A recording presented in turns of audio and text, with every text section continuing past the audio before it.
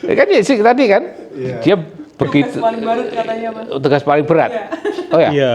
Kenapa kamu bisa merasakan tugas paling berat, Jos? Pertama karena ketika tahu ada rencana Paus ke sini, Ke Indonesia. ke Indonesia, Nah, waktu itu saya tidak pernah berharap bahwa saya yang akan ditugaskan. Saya sama sekali tidak berpikir tentang itu. Sampai suatu kali Red Pel itu menelpon dan WA bahwa dia mengatakan saya mau bicara sama kamu. Nah, sebenarnya saya tidak, waktu itu saya libur, tapi saya menyempatkan diri ke kantor untuk menemui dia. Dan pada saat itu justru Red Pel belum ada, yang datang justru Pemret. begitu gitu. Dan tiba-tiba Pemret menceritakan bahwa ini ada perjalanan room to room, nanti kamu yang berangkat. Nah terus saya terdiam waktu itu, dan saya tidak bercerita kepada istri saya tidak bercerita kepada siapapun, karena ini sesuatu yang menurut saya justru mendatangkan beban yang tiba-tiba seperti gede gitu, karena tentu ini ekspektasinya besar sekali dan bagi saya kalau saya boleh memilih, saya lebih baik kantor meminta saya kembali lagi masuk ke Gaza, mencoba masuk ke Gaza daripada meliput ini, karena bagi saya ini bukan hanya pengalaman sekali seumur hidup, karena kebetulan dulu waktu Paus Yohanes Paulus datang ke Indonesia, saya juga ikut hadir waktu itu, waktu masih SMA waktu itu. Dan kemudian sekarang sebagai wartawan ditugaskan untuk meliput Paus. Euforianya justru tidak di situ. Euforianya justru tidak di situ, tetapi euforia pertama justru ketika saya mencoba memberanikan diri bercerita pada istri saya bahwa saya mau ditugaskan, tetapi jangan bercerita kepada siapapun sampai bahwa saya akan benar-benar berangkat, karena ya enggak tahu, karena pertama-tama saya merasakan ini awalnya sebagai sebuah beban, tapi kemudian menjadi sebuah anugerah, sebagai sebuah anugerah. Dan itu sampai sekarang itu saya masih kerasa bahwa ini benar-benar terjadi begitu. Dan kadang-kadang kalau sudah begini kayak melankolis, kerasanya itu nandes gitu loh Mas. Nandes gitu. Akhirnya ya itu tadi, sampai bahwa saya sampai pegang tiket untuk berangkat ke Roma, sampai ke sini pun tuh sebenarnya ya masih di luar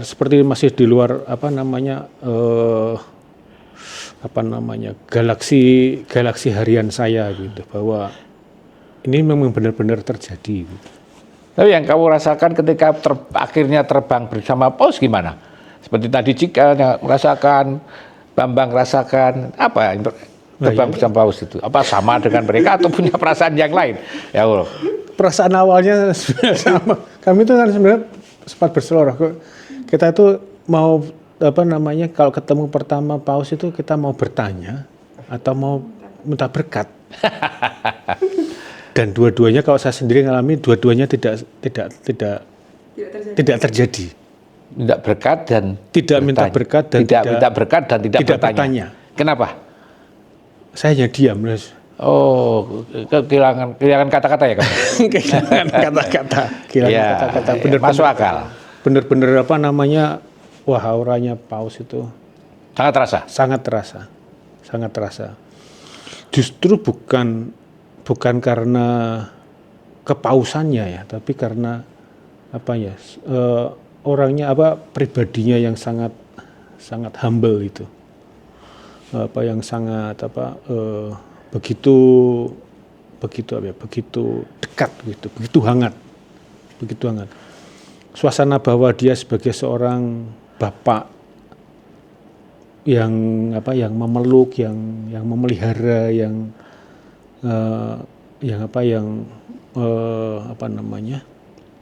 ngopen ya, itu kerasa banget. Sehingga pikiran saya menceritakan ini dalam bentuk yang lebih ringan bagi publik gitu kan. Itu sebenarnya juga tidak mudah, karena pertama-tama karena saya mungkin karena saya pernah mengalami sesuatu yang dulu pernah beliau sendiri sama-sama di dalam situasi yang itu kan juga tidak mudah menceritakan itu pada publik gitu. Jadi kalau kamu kayak gitu terus apa jadinya? Yang merasakan bingung, saya minta berkat nggak bisa, bertanya juga nggak bisa. Terus gimana kamu?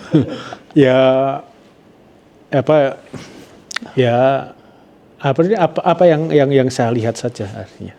Yang saya lihat, yang kemudian saya rasakan itu coba saya tumpahkan saja kepada dalam tulisan-tulisan itu.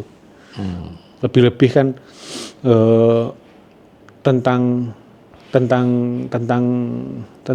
pesannya, tentang apa yang ingin dia sampaikan, tentang apa yang dia pilih sehari-hari. Makanya kan saya justru seperti yang waktu ketemu dengan Pak Iwan ya, direktur CEO Garuda itu, dan menceritakan sepiring nasi goreng itu. Ya seperti itu, saya mencoba untuk serial mungkin menceritakan apa yang dipilih oleh yang diambil oleh. Kalau dari 4 negara yang kalian kunjungi itu, nanti bisa juga ngasih penjelasan yang lain. Indonesia, PNG, Timor Leste dan Singapura. Dari 4 itu apa yang kamu tangkap dari kunjungan pos, apa yang sama, apa yang istimewa dari itu? Apa? Kamu melihat apa ketika di Indonesia? Oh, ternyata di Indonesia kayak gini. Di PNG ini yang sama ada juga, ya apa? Adakah kamu menangkap sesuatu dari paus? Karena kalian kan mengikuti perjalanan itu yang tidak dirasakan oleh orang lain di Indonesia, hanya kalian bertiga. Enggak ada. Yang ikut perjalanan kan kalian bertiga aja. Saya hanya di Jakarta saja, ya kan? Tidak dari Roma, hanya di Jakarta saja. Apa yang bisa kamu tangkap sebagai wartawan yang menyaksikan, kan wartawan ini kan menyaksikan fakta, bukan mengada-ada.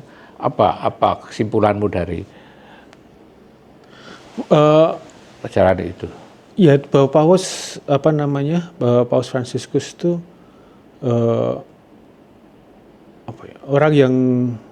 seseorang yang mudah disentuh. Mudah disentuh dalam arti dan mudah menyentuh. Dia mudah disentuh dalam arti physically atau perasaan? Pertama secara fisik. Oke. Secara fisik. Ketika seseorang itu mudah disentuh secara fisik, dia kan orang yang sebenarnya merasa aman. Dia tidak melihat siapapun ada bahaya, ancaman. Ya, ada ancaman. Dan dia juga melakukan itu pada orang lain. Siapapun, dimanapun. Di tempat di Jakarta dengan perbedaan keberagaman seperti itu, di Timor Leste juga seperti itu. Dan yang kalau bagi saya paling terasa justru di Vanimo, di tempat yang sangat periferi itu. Beliau sangat antusias dengan situasi masyarakat yang sebenarnya secara persiapan mungkin sangat sederhana, jauh berbeda dari semua kota besar yang dengan masyarakat yang sederhana begitu, dia juga membiarkan dirinya untuk disentuh, dan beliau juga menyentuh itu. Terus yang kesan yang seperti pertama kali yang saya lihat kan justru ketika beliau membuka jendela mobilnya itu. Kan beliau tidak ya, sebagai seorang pemimpin negara kan bahaya itu kan selalu datang.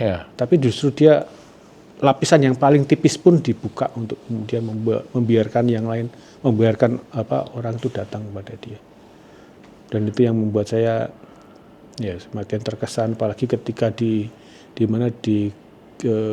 katedral itu ketemu dengan disabilitas, kan ada seorang bapak yang kemudian memeluk Paus dan mencium dan menangis di situ, dan kemudian Paus ketika bapak itu mau mundur justru ditarik lagi, membiarkan tangisannya dia Menumpahkan tumpah semuanya. Oke. Ya itu seperti itu. Jadi ya saya melihat Paus memperlakukan dunia juga sama seperti itu dimanapun juga. Itu. Lalu apa? Mungkin pengalamanmu yang tak akan terlupakan sebagai wartawan yang liput perjalanan ini apa? Pendek aja. Ya malah ya disentuh oleh otentisitas itu.